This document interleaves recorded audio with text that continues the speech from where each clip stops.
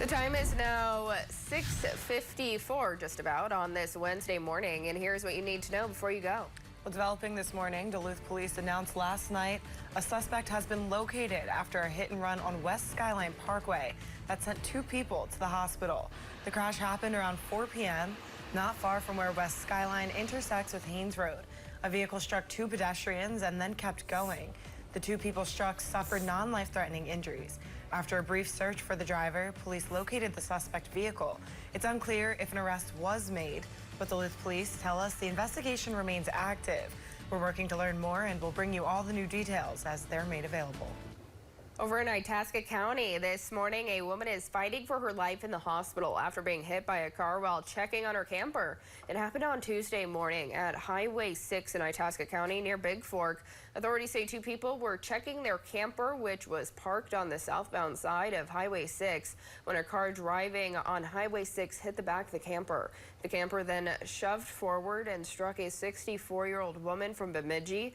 She was taken to the hospital with life-threatening injuries. Authorities say alcohol was involved.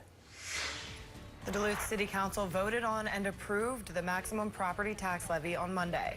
Mayor Reiner proposed an inflation-only levy of 4.1% earlier this month.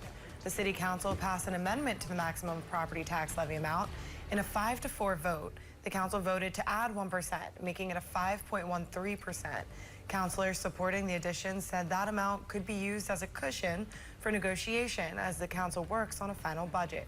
The final levy and budget will be set in December. A new study commissioned by the city says things may only be getting worse for Duluth housing. The study, conducted by Maxfield Research and Consulting, expects demand to continue to dramatically outpace development for housing of all types of housing in Duluth over the next decade. They find Duluth will need roughly 8,700 new units by 2035. The study also takes a look at shifting demographics. Worth noting is that the 75-plus age range is expected to significantly grow in the next 10 years, making more senior housing a big need.